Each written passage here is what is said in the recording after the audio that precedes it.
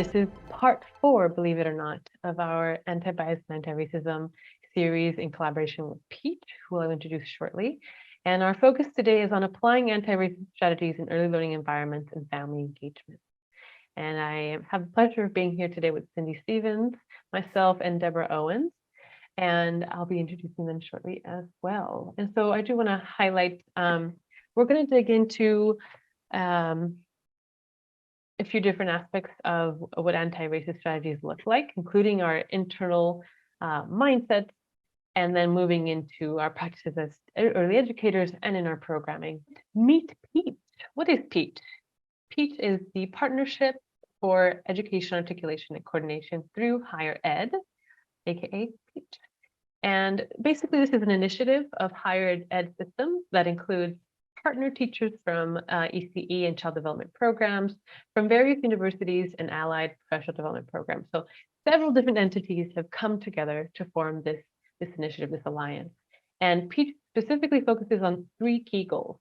Number one, they seek to transform educational readiness to strengthen the early childhood workforce.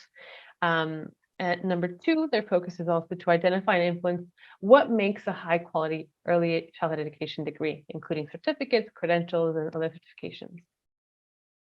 And then their third priority is influencing how accessible and equitable early childhood higher education pathways are for all of us, all of you as our early childhood education workforce members, trying to make this more accessible for you and your colleagues and whoever else might be interested in this field. And so within Peach, QSLA has had the great pleasure of collaborating with specifically their anti-racism and equity working group, which, if you want to quickly weigh, we have Dr. Deborah and Cindy and Jan Fish, who are here with us today. They are members of this working group that has been collaborating alongside us to create these articles and workshops and the community's practice. I have the pleasure of presenting our guest speakers. Here we have Cindy Stevens, and if you could introduce yourself in about a minute, that would be great. Go ahead, Cindy. Okay. Thanks, Christina. It's a pleasure to be here. I'm Cindy Stevens. I'm a professor of early childhood education at College of the Canyons. And my why is that I'm really passionate about what I do in preparing future educators. I believe that children represent an intricate place in the cycle of life, and it is our responsibility to understand and support them as they develop into becoming full members of society. And part of that journey is creating spaces where they're honored for who they are and all of their individual identities. So it's a pleasure to be here amongst all of you that care as well. Thank you. Thank you, Cindy. And Dr. Deborah, if you could introduce yourself as well. Dr. Deborah Owens. Good evening, everyone. I'm Dr. Owens, and I am a professor at Glendale Community College. I have a PhD in human and organizational development, child development, and organizational development and human development are all the areas of study that I have engaged in. And all of that is in preparation for recognizing and understanding the political impact, the social and political impact of racism and other forms of oppression on development, particularly on how we grow and change over time and on challenging the limitations that often result as a result. So that's been the center of my work as an educator in higher ed. I am pleased to be here with you all to help further that cause. I am committed to working with others to help create a more just world where everyone has the freedom to grow, develop, and reach their fullest potential, and the place to begin is with children. It's a pleasure to be here. Thank you so much, Dr. Deborah, and I'm really happy to have been collaborating with you too on this workshop and article as well. And so for myself, I am Cristina Espinosa, the Family Education Coordinator with QSLA, where I offer professional development opportunities and content such as this. And I'm really passionate about how we can work together using a strength-based mindset to support families' resilience and empowerment. Even though my degree was in applied math, I've since worked in after-school programs. I was a Peace Corps volunteer working in youth development. And now I work here in the ECE field with you all. And at the end of the day, my life's purpose is to be a good ancestor, inspired by Layla Saad, by healing myself and supporting the healing of others. Thank you all for being here with us today. So what are we going to discuss? What is the focus of today in this workshop? We're going to define and discuss the impact of racism and getting into the nitty-gritty about the different kinds of racism and how they relate to our efforts as early educators. We're also going to explain what an anti-racism approach is and how it can be applied in early learning studies, as well as what kind of internal work can we do in early learning programs, so we can create better relationships with our BIPOC families and staff, but really all of our families, but especially in support of our BIPOC families. And we're also going to identify what anti-racism strategies we can use. And now, in terms of our agenda, we're going to actually change up our format. If you've been to our previous workshops, we tend to go like content, and then a break, a bit more content, and then discussion. In this case, we're going to kick it off with a scenario and discussion in breakout rooms, and specifically one situation, one story that is being shared. And then we'll discuss some key terms, discuss what it means to be an anti-racist educator and what we can do in our programs. And so we'll be sharing some strategies and then moving into a short discussion panel at the end. And of course, you know, I always love to leave you with resources. That's my favorite, one of my favorite things to do. So we'll be wrapping up with that at the end. We will also be taking a break part of the way through. We have several different interactive components throughout. So I invite you to please share in the chat throughout different key moments. And we will also be using breakout rooms, Padlet, and Jamboard. So if you're not familiar with any of these, this will be a good time for you to get some exposure with that, and we'll be offering some guided support. So I'd like to offer you a scenario. This is actually a true story. It's from a colleague of Deborah and mine throughout the state of California. She's a community college faculty, and she shared this with us and gave us permission to share this with you. So Moses started universal preschool in September of 2022 at 4 years and 8 months, and that is a picture of Moses. He was placed in a half-day pre-kindergarten in a predominantly Anglo school in Orange County. A happy and kind child, Moses looked forward to going to big school with his 3 older siblings, Rocco, Axel, and Ilea. After only 2 weeks of school, Moses came home in tears. He stated that he hated his hair and his skin was ugly.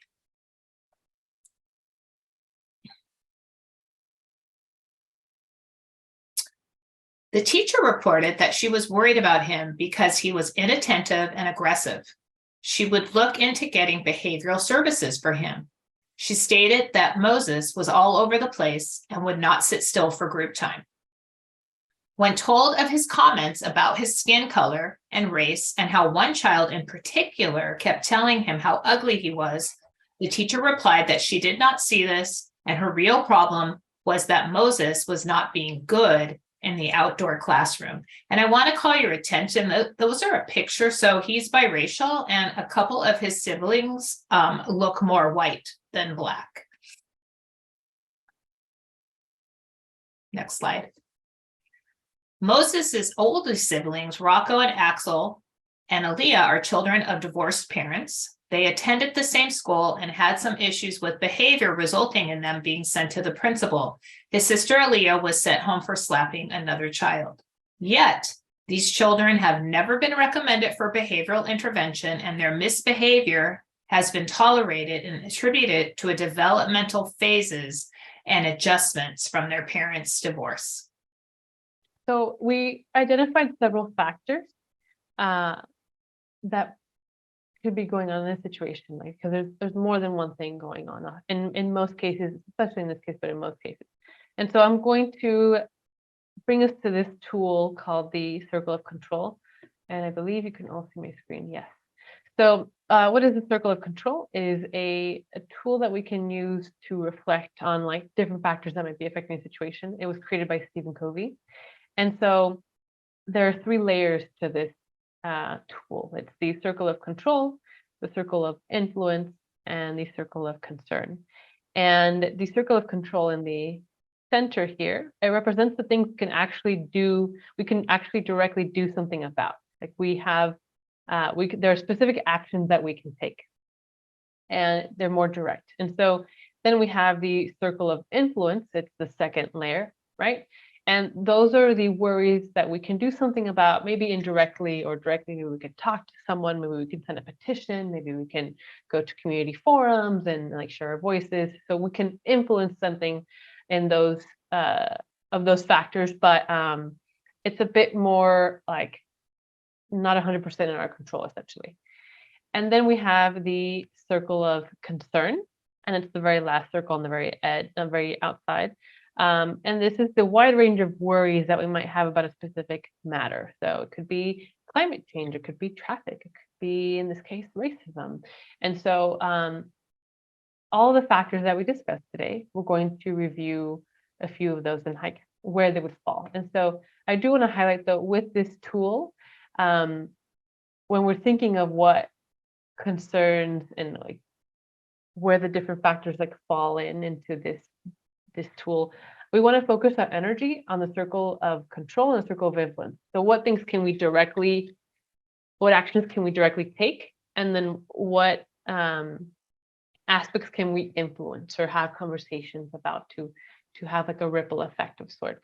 So it doesn't always help us to worry about things that really we have no influence over, if we can't really do anything about, right? So we want to focus on these first two circles. I'm only doing a quick little exposure here. We're not going to get too much into it, so I appreciate your patience on that. And if you're curious about it, I invite you to do your own research for that, for the Circle of Control by Stephen Covey. And now we're going to discuss the factors involved in the previous story that Cindy had shared with us. We're going to try and categorize them a little bit. In this circle of control, I have a quick example, right? So traffic, right? When it comes to traffic, I want to ask you all, and feel free to share in the chat, can we control traffic? Would this be something that's in the circle of control? Is it something we can influence, or is it in the circle of concern, like we don't really have any power over it? So what circle would it go in? Would it go in the circle of control, influence, or concern? On the inside, on the middle, or the outside? Please share in the chat or use your microphone. Where would it go? Concern. Yes, so Nikita and Jan shared the circle of concern. Correct. Traffic, we don't really have any influence over, right? Now, what about the time I start driving? Where would that go? Is that something I can control? Something I can influence? That's something you can control. Control. Yes, yes. So this is a perspective that can help us. Like, I don't have control over the traffic, but I do have control over the time I start driving. So that's focusing on what we can control to give us perspective so we don't like freeze up, right? Now, we're just going to take three factors from this first activity. So for example, here we have Moses is different from his siblings. They fit into school and he doesn't, right? I'm going to make this a little faster, actually. Take a little screenshot. And so now, where would this, give me a second, where would this go? So Moses is different from his siblings. If I were the teacher, right? If I were the teacher, Moses is different from his siblings. They fit in the school, he doesn't. He doesn't feel valued and isn't getting the respect he needs. The teacher isn't validating his concerns. So where would this go? We can also split it a little bit, but It would be under, for me, it would be under circle of influence. Because it's like he is different, and that's something we can control. He's not fitting in school. We can't control that, but we can influence that. We can help create spaces, right? All right. I would say like that first sentence, like it's almost like each sentence is further in different. there. Yeah, like that exactly. first sentence. So Moses doesn't fit in would be concern, right? No, I would even say I would say like the circle of concern is that he's different from his siblings. Like that we can't change that, right? Yeah. But we can change, we can influence him not fitting in, right? We can create an environment where it's more likely that children will be inclusive of one another. Yeah. Thank you for that. I appreciate that, Bernadette. All right. And then we have he doesn't feel valued and isn't getting the respect he needs. Where would that go? Concern, circle of concern. I would say control. I mean, like a teacher could validate, you know. Yeah. So he I doesn't think feel valued. influence too. Influence. Yeah, to an extent. So, and this is also like specifically, he's not feeling valued because of several interactions he's having with several people. So the teacher does have control over his interactions.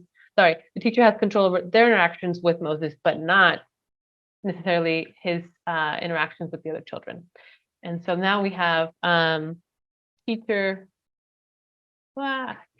isn't validating his concerns. So the teacher does have control over their own behavior, obviously. And Yes. so that this can help us break down different factors that are involved. So when we experience a situation or we're witnessing a situation of racism or unfairness or injustice, we can break it down and reflect a bit more on like what's going on and how can we support. So this focus here, this one factor that we focused on, this one post-it, it had a few different elements, and it can really help us feel more empowered instead of like feeling overwhelmed so much, or it can help us manage feelings of overwhelm rather, right? So by breaking down situations. Now, Yeah. we are, I'm really glad we dug deep into this. However, we are running a little bit behind time. And so we're going to move on, but I really hope that we keep this in mind. Again, this is the circle of control tool, you could say, from Stephen Covey. So keep that in mind as you move through other situations where you need to reflect. Next, we're going to focus in on some of the key terms and ideas that are relevant in this conversation we're having about our work as early childhood professionals who address anti-racism or create anti-bias education or create culturally relevant environments. And I'll talk a little bit about what all those terms mean. We go to the next slide. We'll begin to see some of the definitions, but there's a short video clip that describes racism and our various understandings of the types of racism. So we'll start there.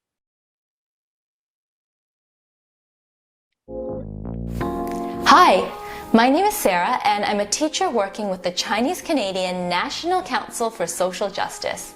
In this video series, we will be learning about racism and how it affects the Chinese community, as well as how it affects Black and Indigenous communities too.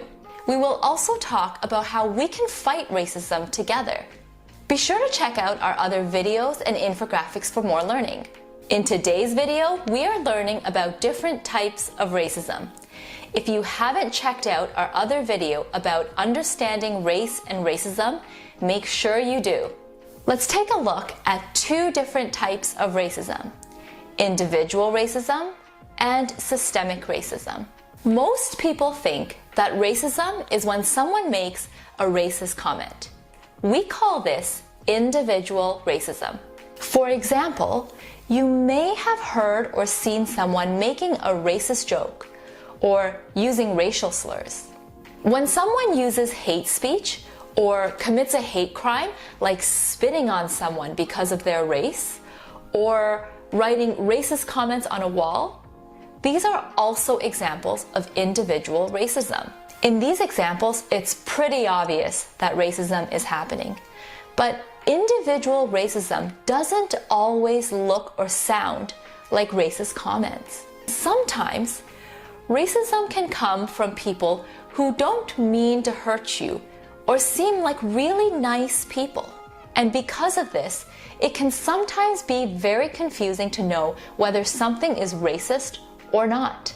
To help you decide, we need to learn about racial microaggressions. Now, microaggressions is a pretty big word, so let's break it down a little bit. Micro means mini or small, and aggression means attack. When we talk about racial microaggressions, we are talking about mini attacks that has something to do with your race. These mini attacks can be questions or comments that don't seem hurtful, but because they happen all the time, they actually hurt a lot, and the pain can last for a really long time. Here are some examples of questions and comments that are microaggressions because they happen all the time. Have you ever heard someone ask, "Where are you from?" or "Where are you really from?" This question is hurtful because just by the way that you look, there is an assumption that you must not be from Canada, or that you must be from a country where you don't speak English or you don't speak French. Another example is when someone says to you, "Oh, wow, you speak really good English." That can be really hurtful because someone is making a judgment about you based on the way you look that you probably don't know English or French because you're not from here. These kinds of questions can make someone feel like they don't belong in Canada. It can make someone embarrassed about their race, their culture, and their ethnicity. Racial microaggressions are an example of individual racism. But racism is a lot more than this. Racism is more than one person's actions. Imagine a machine that has lots of different parts. These parts all work together as a system. Racism also works this way. This is called systemic racism. One part of this system is your school. For example, think about your history class. Whose history have you been taught? When some people's histories are taught and others are left out, this is an example of systemic racism. Another part of the machine is the media. For example, in TV shows and movies, you don't usually see actors or actresses who are Black, Indigenous, or other races. When you do, they usually play the same character. Asian actors or actresses are usually hired to play the nerd or the doctor.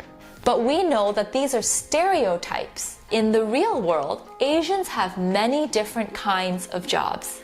Schools, TV shows, and movies are just a few parts of this system of racism. There are many more parts of the system, like workplaces, hospitals, prisons, and even the government. Systemic racism is everywhere. To understand racism, we have to be able to see it as both individual and systemic. When we can see how racism works in both of these ways, then we can begin to name it, talk to others about it, and learn how to fight against it. In our next video, we will be talking about the impacts of racism. So the speaker has made it really clear about why it's important to understand the various terms that we need to understand as it relates to racism. Just as early childhood professionals, we need to understand how children grow and change over time, how children learn. We need to understand how children develop an understanding of math or cognitive skill or literacy. We also need to understand how we develop an understanding, that social and political understanding of difference, of who we are and how we are received and embraced or rejected within the social context that we find ourselves in. The first two terms were not particularly mentioned by the speaker just before, but they're an important beginning because they very much relate to both our own experience in the world and the experience and behavior of other people. So bias, everyone has a bias of one kind or another. A bias is a prejudice or preference or an inclination, especially one that makes it more difficult for us to make an objective decision or judgment. So we might have a preference for all things pink, and things that are not pink we don't find attractive. That's a very simple, an oversimplified example of a prejudice or bias, but that also applies to people. People of color, people who speak English as a second language, people who are immigrants to this country, even Americans born in the southeastern United States as opposed to born in the northeastern part of the United States, they have different accents. And people may have a bias against those with a southern drawl and think that they may be less educated than those who may speak with a broader Boston accent and have a different prejudice. So we all have biases, prejudices, or preferences. They become a problem when we use them to make decisions instead of our understanding of the world.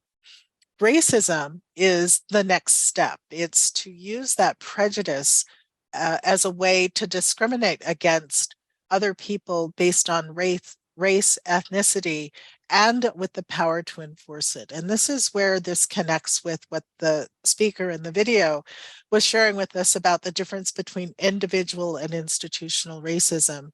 Institutions have a great deal of power in our world. And so those structures, those systems that she's referring to, have built into them policies and procedures and practices that systematically disadvantage those who are people of color, for example, or who are different from others. It could be gender, it could be race, it could be ethnicity, it could be language. So when we talk about racism, it's important to think about it both in terms of personal individual behavior, individual acts, or the experience of someone who's been on the receiving end of a microaggression, and also from the institutional or structural perspective. The next slide just breaks down those two: individual racism, referring to the behavior or actions of an individual, a person, who discriminates against another because of their race or their ethnicity or their culture. One example is believing in the superiority of white people. That's an example of individual racism. And that could be played out in a hiring situation where a person of color may have performed well in the interview process and actually scored quite well in the hiring process, but the committee just doesn't feel like they are a good fit. And the video speaker also mentioned telling a racist joke, other examples of individual racism. Institutional racism is the result of those structural policies, beliefs, and practices. And those structural policies, beliefs, and practices actually create economic, social, educational, cultural advantages and disadvantages for people depending on their membership in racial groups as defined by society. An example would be a school system where students of color are more frequently distributed into the most crowded classrooms and underfunded schools and out of the higher resource schools. We see this within districts and also across our country. The southeastern part of the United States, for example, has the most underfunded school systems in the entire United States. So even if we looked at it across the country, there are parts of our country where there's a huge number of poor and people of color who are a part of those communities and active in those school districts who have the poorest educational resources available, and other places like urban centers where there's a distinct difference between the educational resources that are available based on ethnicity, class, and race. So there are a number of really complicated structural elements that we take into consideration when we're thinking about institutional racism. A couple of other forms of racism that are really important to think about. And in fact, the situation with Moses is a window into some of the potential that these two definitions relate to are internalized racism. This is when people of color accept, either directly or indirectly, the racist messages about themselves and others like them.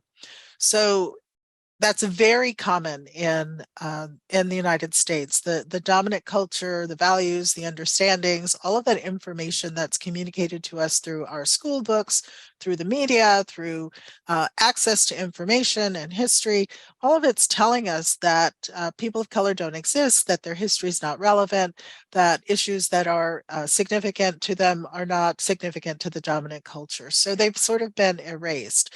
So when you don't see yourself, and you only hear the negative messages about people who look like you or sound like you, then you begin to want to distance yourself from that. So even that person of color can internalize the racism and try to distance themselves from their people, so to speak. So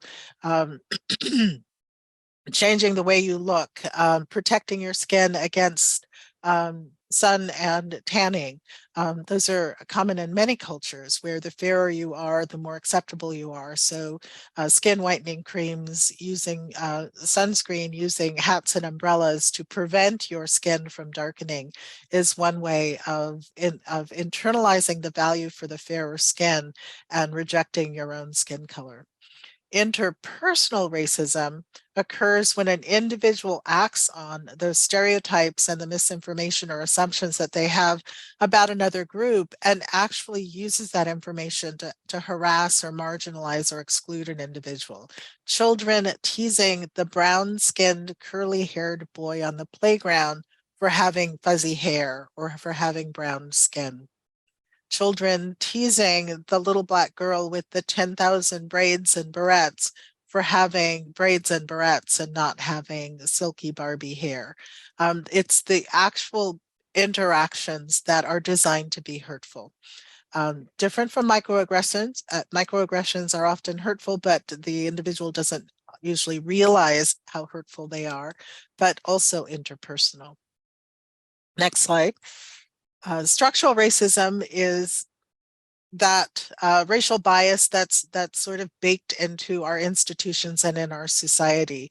And what we see now in the 21st century is the cumulative and compounded effects of the factors that have systematically privileged white people and disadvantaged people of color over the last few hundred years. A really good example of that is generational wealth. And there's a lot of discussion about that right now in the media about how difficult it is for people of color to develop generational wealth when there were laws that prevented them from buying houses or from buying houses in particular communities where the value of the property went up. Or owning property that had any value, when there are rules that make it difficult to qualify for a loan if you're a person of color, where there are policies and practices that make it difficult for you to meet the financial obligations that are associated with owning property, that those are built into the system that make it more difficult for there to be an equal start or equity in terms of access to something like generational wealth, how much money your family might be able to leave to you once they pass on. So structural racism is probably our biggest challenge because it really means rethinking our institutions. It means rethinking the way in which we work together and to really think about the ways in which we could create a society that is designed to benefit every member of society and not just those who have been deemed worthy. Anti-bias education is our objective then when we understand the challenges of race and racism and the negative outcomes that can result when children are victimized by this and other forms of oppression. We want to create early childhood settings that teach children to be respectful, to be able to appreciate and positively interact with people who are different from themselves. This is important whether the children are enrolled in a diverse classroom or not. So just because there's diversity is not the only reason we need to bring these issues up in the classroom. Even in a heterogeneous classroom where all the children look alike, maybe they're all white or maybe they're all black and brown, we still need to talk with children about the reality of this world and to help children develop this capacity to be respectful and appreciative of those who are different. We also want them to learn how to avoid some of the behaviors that are actually accepted and condoned, to avoid teasing and name calling, to stand up for themselves. One of the things that the anti-bias education approach helps children of color in particular do, or children who might be the victims of oppression, is to be able to embrace their identity with pride and to be able to stand up for themselves and push back against bias. also we want children, all children, not just those who are victims, but those who may be on the other end of the continuum, to be able to stand up for other children. So even if you're not the victim, that you recognize the injustice and you're able to focus. So in the anti-bias approach, children learn to reject bias through our modeling, through the classroom materials we provide, through the classroom experiences and opportunities that we offer to them. And it's in this way that we're able to create a teaching and learning environment that's going to help children develop the competencies they need to address these concerns. Next slide. There are several terms that we often use almost interchangeably, but they're not quite interchangeable. Culturally relevant care and education, which hopefully is a phrase that you've been hearing quite a bit about. This one is a phrase that really speaks to our effort to be respectful of the values and the traditions and the expectations of the children who find their way into our classrooms. And it's an important foundation. We want to be respectful of all those that we are in relationship with.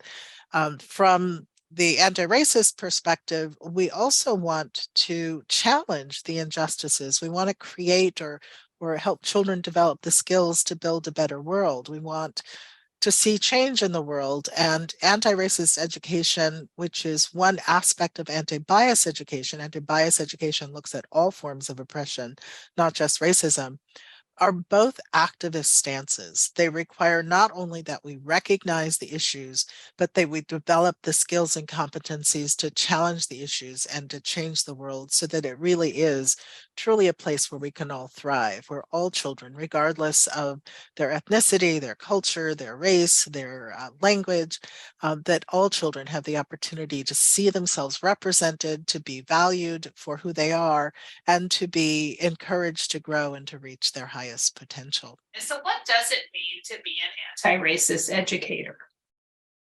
Go ahead and next slide. So one of the ways that we think about this is more of a journey than a destination. As we learn more, as we examine what you're doing today, learning more about this journey, it provides us opportunities to examine our values, to examine our actions, to think deeply about what we say and what we do, and how that might be harmful or not harmful. We have become more aware of the structural inequities that exist in our communities. Deborah did a really wonderful job of really pointing out all of those structural inequities. And I think during the pandemic, we really were made more aware of that with the race, that not only did we have a health pandemic, but we had a racial pandemic. So I like to call it a dual pandemic. You know, at the beginning, we witnessed a horrific murder of George Floyd, and, you know, there was a lot of action, a lot of people disturbed by that, concerned by that, taking action to make difference. And here we are, 2023, almost 3 years later. And 2 weeks ago, we had a similar situation of a young man, Tyree Nichols, who was murdered at the hands of police. And the reason I bring that up is the importance of us really reckoning with how our values and our actions contribute to those, what happened. You know, earlier we learned about institutions, systemic racism. I don't think that law enforcement was mentioned, but that is a system, and that has barriers. So it's important for us to understand our biases. They impact our thinking, and our thinking impacts our actions. So becoming an anti-racist educator provides us with opportunities to examine those values and actions. And as we examine our values and our actions, it helps us to see what we need to do to provide a better system to support all children like Moses in our early learning environments. It is our role as early learning educators to make the difference. We have the opportunity to help children with the tools they need to identify and take actions in regards to the inequity that they experience with openness and empathy. I read a little earlier, somebody had put in the chat that in our school environments, we may be using this kind of language. We may be exposing children to that, but then they go home and their home may be giving them different messages. That's why it's really important for us to involve families in our journey. It's not a siloed journey. It's a community journey. It's a journey between school and home and community to really affect change and to make a difference. So, and that does mean, and I said this a little earlier at the beginning before we went, it does mean that we're going to be uncomfortable. We're going to have to be uncomfortable, but we get to be comfortable with that. So, and it's not always easy, but that's why it's really important for us to have these conversations in community of practices like today. So this slide really looks at some of the different ways that we can become anti-racist. There's lots of steps to this journey. So moving away from our fear and into the learning and growth zone, recognizing racism as a present, current problem. It didn't exist, it still exists. It wasn't, 400 years ago. It began, it's been in existence for many, many years. We need to seek out questions that make us uncomfortable. And not to worry so much about making mistakes, but to listen, to hear what we're saying. Educate yourself about racism and structural racism. Listen to and surround yourself with others who think and look differently than you. So blessed that I am a part of Peach, and we have done a deep dive into looking at this, and we have shared our hearts with each other. And that's why I'm able to be here today, because I stand in solidarity. I might not have experienced some of these things, but I know people that are dear to me that have. And I do want to add another thing, as Deborah was talking, it's not just race, it's also sexual orientation, it's religion.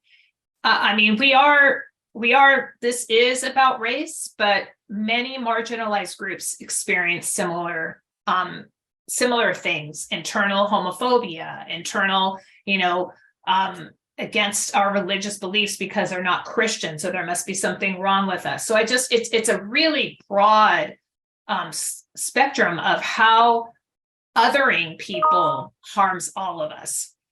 So another thing is identifying how you may unknowingly benefit from racism.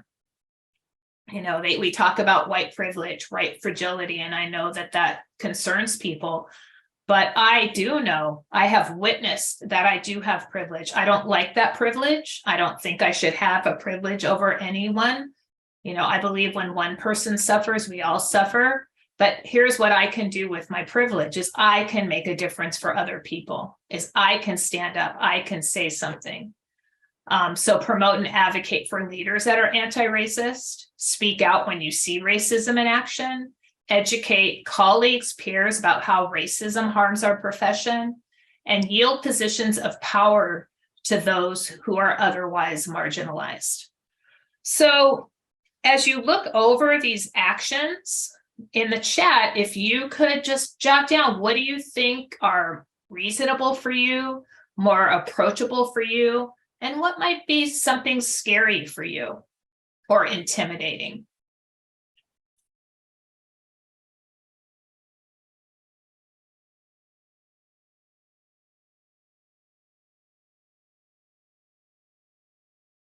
And we don't necessarily have to comment this in the chat, but if there are some that are more intimidating, I invite you to reflect on why they're intimidating and how you could approach them or explore them to see how they can feel more approachable. I recently I was speaking with a dear friend, and she shared a story with me about something that happened a long time ago in the 80s when she was on an airplane, and the flight attendant, she was sitting around a group of a black family, and she was the only white person in the middle of this black family. And the flight attendant came over to her and asked her, "Are you okay?" And she's telling me this story, and she said, "Oh, that was so nice of the flight attendant to worry about if I was okay." And I said to her, I go, "That was racist." And she said, "No, it wasn't. She was just being nice." And I said, "No, if you were a Black person sitting in a group of white people, she wouldn't have probably come over to you and asked you if you were okay." And there was a much more to that story, but I just want to say that is how we can make people aware of those types of things that happen so that we can make a difference. We can change. Awareness helps us to change. I didn't judge her. I didn't make her feel bad. I just offered her my thinking about it.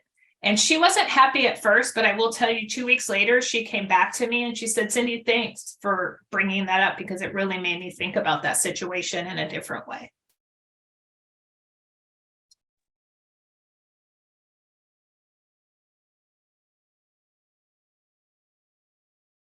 Yes, Bernadette, absolutely.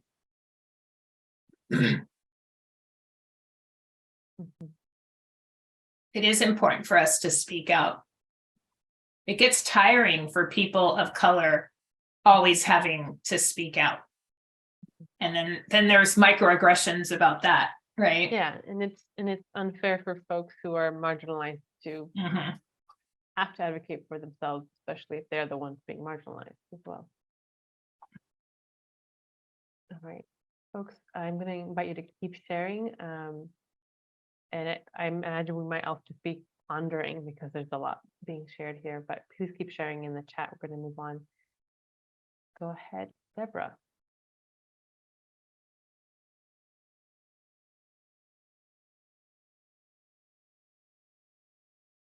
Oh, I think you're muted. Excuse me. So one of the most important questions we can ask this evening, since we're all practitioners, is what can we do? What can early childhood educators do in early learning settings in order to begin to address these issues, these concerns? Keeping in mind Stephen Covey's circles of control, what is it that we are able to make a difference or to be responsive to, and what is it that we're not going to be able to change? So we have some things we can control. We can control what's happening in our classrooms. We can control the kinds of relationships we develop with the families, the children, and the community that we are part of. We can influence the information that's made available to our families, the children, and the community about people of color, about those families and their culture and traditions and beliefs that may be a part of our community. There are some things that we won't be able to change. And as Cindy said, this is very much a process. And it does take our thoughtful engagement in terms of our own understanding, our own biases and prejudices, our own behavior, and also our commitment to growing and learning, to developing our understanding. Next slide, please. So there is this very important task that we begin with, which is the inner reflection. If our objective is to create teaching and learning environments that actually recognize and embrace the social and cultural identities of the children in our care, as well as their families, we have to start with understanding if we hold biases or prejudices that would interfere with that task. We need to recognize our own values and perspectives and not just assume that they are held or shared with everyone else. We need to understand how we may consciously or unconsciously perpetuate bias or racism. Just because we're not conscious of it doesn't mean we're not responsible for our behavior. So that inner reflection, that engaging and reflective practice, which I think is such an important part of being an early childhood educator for a variety of reasons, is a beginning place in this work as well. We also want to create environments, teaching and learning environments that embrace this challenge. So on an institutional scale, what's the mission of our early childhood program? It's more than just to meet the needs of children and families, because we really have to recognize that not all children and not all families are the same. And if that is truly our mission, then we need to recognize and challenge the inequity of resources and the biases that justify that inequity that have an impact on the lives of young children. We can't just proceed as if it doesn't exist or it doesn't matter. We need to recognize that sometimes we have to do things differently in order to do things well in terms of responding to the needs of the children and families in our care. Next slide, please. So as we are thinking about our work in the classroom, it's important for us to be conscious of the structural and institutional elements that inform what we do. I'm sure that we rarely think about, for example, what's the dominant culture of early childhood education in the United States? It is in fact very much a reflection of Eurocentric culture. The same values for individualization, for competition and success. Those are very American values, but they're not necessarily resonating with the cultural values of some of the children and families who are in our programs. If children are from Native American groups or from Latin American groups or they're from other cultures where the values are different. So even the dominant culture of our early childhood programs could be excluding members of the community that we wish to embrace. An education scholar, Gloria Ladson Billings, said over 2 decades ago that culture matters in teaching and learning because culturally relevant approaches are a pedagogy that empowers students intellectually, socially, emotionally, and politically. And by using these cultural reference to impart knowledge, skills, and attitudes, we can actually meet children and families where they are. And that's the most effective way to support the development of those children and to affect change. So as we are thinking about the things that we want to do, we want to try to avoid harmful outcomes for children. We want to avoid harming children, as Cindy said earlier. One of the things that we want to be careful not to do is to render children invisible within the context of the classroom and the larger world. If the children enrolled in our classrooms don't see images that reflect them or their families or their homes, then they are invisible in that classroom. And if we don't acknowledge those differences, we are making them even less valued as members of our community. We also want to be conscious of the ways in which we might perpetuate negative self-image or undermine a child's developing sense of self, dismissing a child's concern, not being responsive to the particular stories that children bring about how things are done at their house. And in some ways we will communicate to children that that's not okay, that that's wrong, that that's inappropriate. Well, that's going to contribute to that development of a negative self-image. We also don't want to perpetuate white privilege. We don't want to teach other children that they're specially deserving because of who they are. And that can sometimes be done very unconsciously. I mean, we really have to think about why we do what we do, the messages that we communicate to children. Simply choosing white paper as the basis for any art project is communicating indirectly to children that we value white more than we value brown or black. And in fact, colors show up just as well and sometimes even better on brown or black foundations. So to think about what are some of those unconscious messages that we are contributing, that we are communicating to children that are in fact invalidating them, making them invisible, and harming them in some way as they are trying to develop a sense of themselves in this world and find their place in this world. Next slide.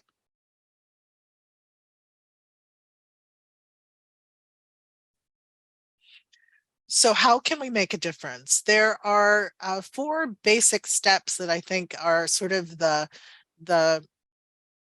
the process that we're going to engage in. And we can apply these 4 basic steps in many, many different ways.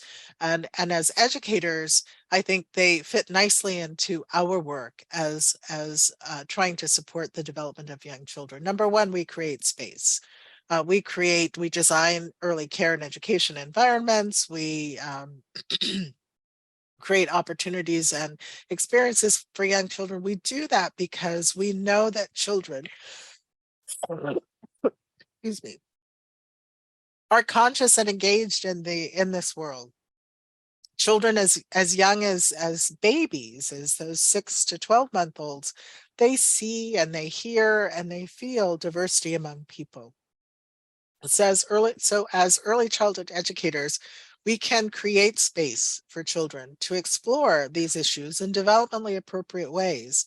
We can acknowledge both their questions as they begin to develop ideas about the meaning of the differences that they see, and we can help them to explore the discomfort and the negative biases that they encounter in their interactions with people from diverse groups.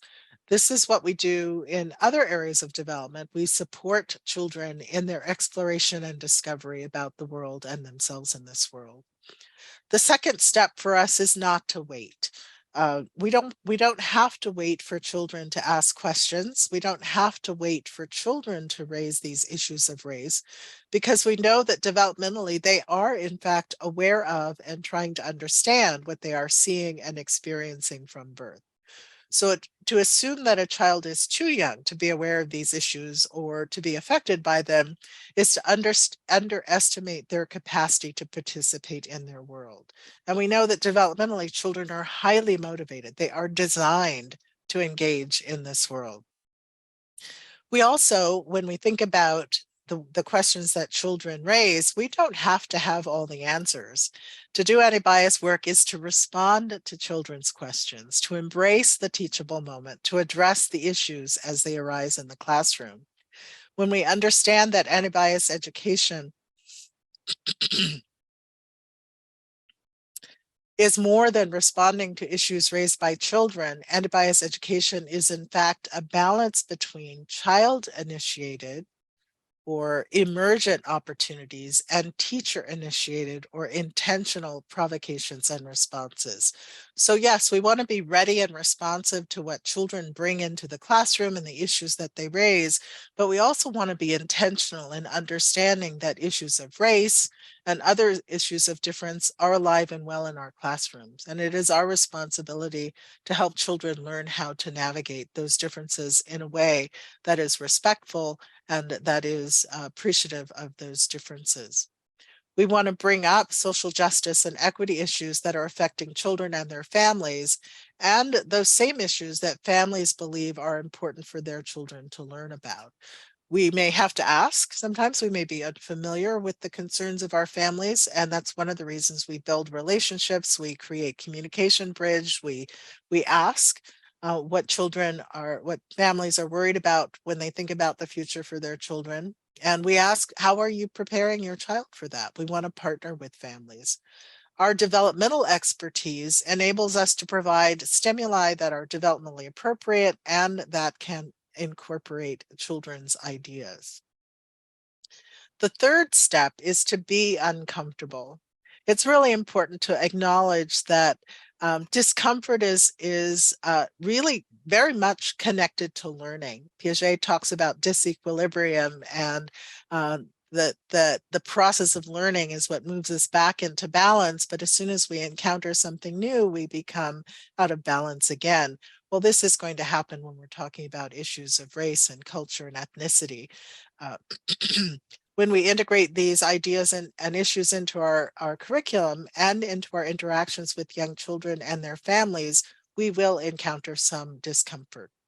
As children hear information, misinformation, and biases about other culture and races from the media, as they hear information from their families, or other sources in their communities, and they bring those questions and ideas into the classroom, they might make us uncomfortable. But dismissing them or deciding that they're not okay to talk about because they're not nice is defeating the purpose of our role, which is to help children to learn how to navigate through these challenges. It's important for us to notice and respond to children's questions, their ideas, and their feelings about difference, even if it makes us uncomfortable. We want to keep an eye out for what you bring to conversations with young children as well. Our experience in the world, our contributions to their interactions with us or with each other are also part of the content that we are going to be responsible for. Children's questions and conversations don't bring in the same kind of historical experience or abstract knowledge about the world that we have as adults. And so we want to be mindful that we're not taking the dialogue to a level that's developmentally inappropriate for them, but that we are also acknowledging where they are and what they're asking and trying to be responsive in authentic ways. And then the fourth step is to encourage conversation with children, with families, with coworkers around these issues and their impact on children in our programs. Teachers can offer multiple perspectives about children's questions. We can foster children's critical thinking. We can expand awareness of their own and others' ways of being. Those are all part of our charge as early childhood educators. And we can do that both in terms of the anti-racist approach or the anti-bias approach in the same ways that we may be doing it in terms of math or English or reading and those other concepts. Next slide. Okay. Thank you, Dr. Deborah. I really appreciate you digging into those different approaches with us. And I'm going to dig into it a bit more and get more specific with strategies. So what kinds of anti-racist strategies can we bring into our program? So my automation's a little off here, but number one, as Dr. Deborah mentioned, we can create space. And so specifically, we're going to consider how can we create a brave space? And a brave space has these 4 specific elements. A, self-expression is encouraged. So bringing up questions, doubts, ideas, curiosity, that is all encouraged. And art and other ways as well. Support is provided. The second element there, support is provided. So if there's confusion or disconnects between maybe children, or they're also feeling disconnected, for example, Moses receiving support would have made a huge difference for him and how he's feeling, if he's feeling valued and connected. Part C here is bravery is inspired. So children trying something new out of their comfort zone, or children connecting in new ways, and activities that really, activities and generally like a culture that encourages, let's do something different, let's do something courageous, let's do something non-traditional. That is part of the innate emotional culture in the program. And lastly, part D, emotions are embraced. So anger, sadness, joy, confusion, all emotions are embraced and welcomed. And part of that is social emotional learning, to learn to manage and experience those emotions in a healthy way, and getting support from the people in our early learning community as well. And so in creating a brave space, some questions that we can ask ourselves, or some elements we can think of, are how can we make sure that every child has a place, a space, and a person? So in a sense, do they have a village, a system of support? So they have maybe their teacher, the teacher's assistant, maybe their family members. Do they feel that they have a village? And the families themselves, do they have supportive social connections? Can they build supportive social connections with other families in the program or in their own community? And then, of course, in creating a brave space and a supportive space, really, how can we take a trauma-informed approach in connecting with families, knowing that many of them have experienced harm due to racism? And so what that might look like is getting to know, when have you had maybe challenging experiences with other early education spaces or learning environments or public health systems, public institutions in general? Just getting to know that can be a valuable way that we can better understand how to understand families' perspectives and how to best connect with them and support them with resources and what kind of interactions are more supportive. And lastly, bringing in uplifting practices to support the positive development of BIPOC and white children. So in terms of specifically BIPOC children, positive affirmations that tell them like, my skin is valuable, I matter, I am loved, I am supportive, I am worthy, I am supported, I am worthy. Bringing in these positive affirmations can really help set a foundation of a positive self-identity. And this applies to all children, but specifically, especially for BIPOC children. And then similarly, a growth mindset. And this can really help with those interactions of, for example, for Moses and his classmates. All right, we made a mistake we made a mistake in how we treated Moses. How do we fix this? Applying a growth mindset to our relationships and letting children know sometimes we mess up in the way that we show up for our classmates. Sometimes we mess up in the way we connect to other humans. And how can we use a growth mindset to understand that it's okay to make mistakes? We can always try again. And at the same time, committing harm does not have to bring shame, but instead it can bring an opportunity to repair the harm. And so that can really support reparative practices amongst BIPOC children in general, like all children in a learning environment. And I forgot to mention this in the beginning, but I'm going to be asking questions throughout these slides. So please share in the chat box what other ways, in addition to the ways I'm listing, can we create a brave space? Or in this upcoming slide, how can we not wait when it comes to addressing issues of bias and social justice, right? So some ways that we can take action earlier than later instead of waiting. And please share in the chat box as well other approaches that you have used yourself or that you've heard of.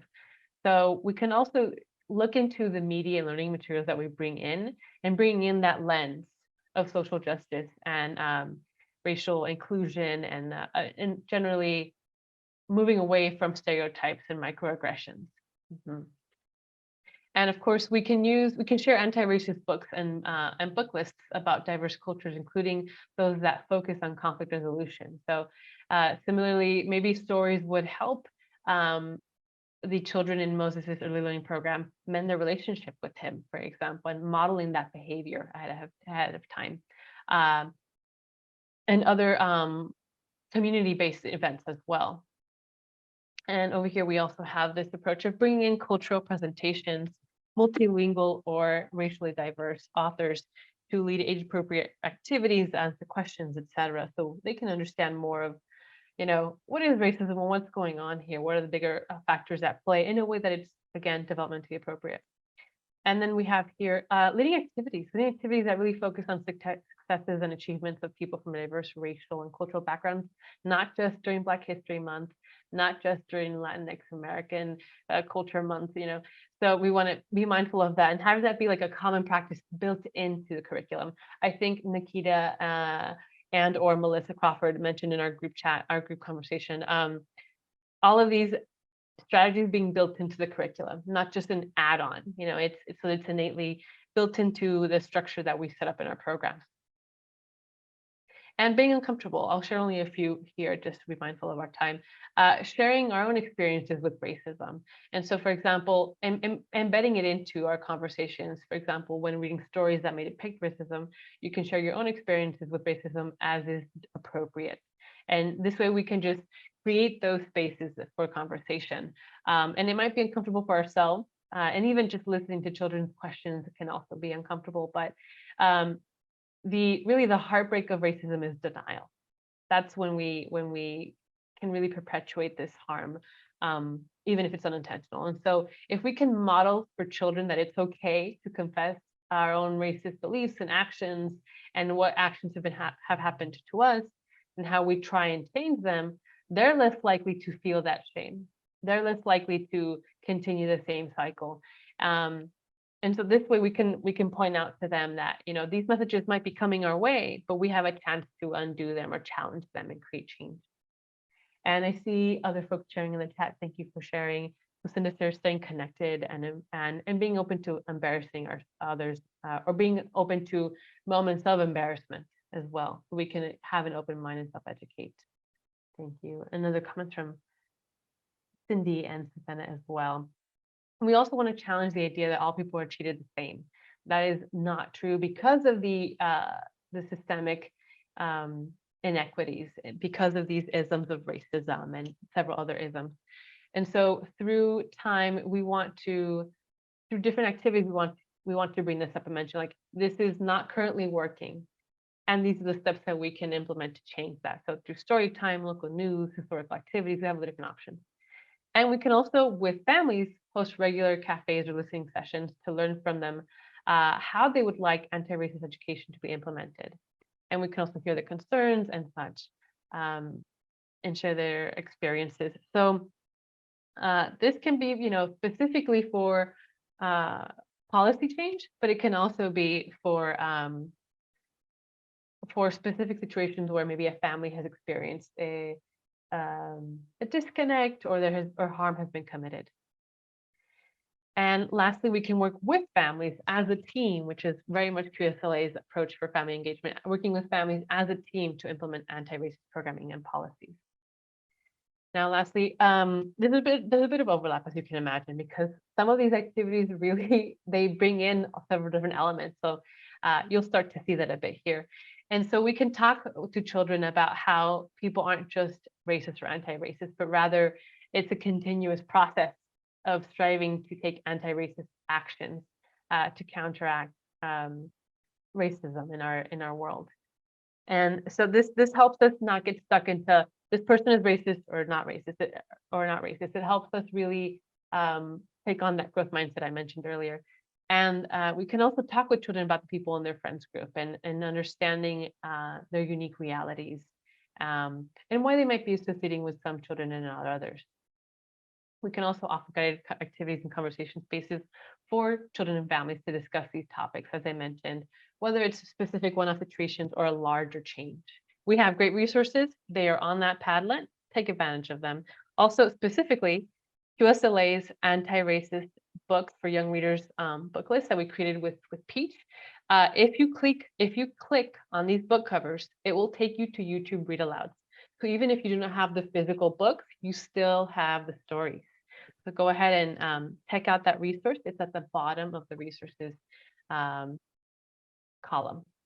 All right, and now our optimistic closing, if you could finish this out or close this out, Deborah. Sure. I'm going to read a quote from Ibrahim Kendi that's been paraphrased so that it reflects us, this community that's on the webinar, and a couple of questions that also relate. So Kendi says, to be anti-racist is to be hopeful. The anti-racist power within is the ability to view our own racism in the mirror of our past and present, to view our own anti-racism in the mirror of our future, and to view all racial groups as equal to other racial groups. We want to view the world of racial inequity as abnormal and view our own power to resist and overtake racist power and policy. So questions to ponder as you move on with your evening and into your week. What could this world look like? What could this world be like if anti-racist power and policy predominated? Where equal opportunities and thus outcomes exist between truly equal groups. Where people blame policy, not people, for societal problems, where nearly everyone has more than they have today. This is also from Kendi's work, a question that inspires the work that we've talked about this evening. Thank you.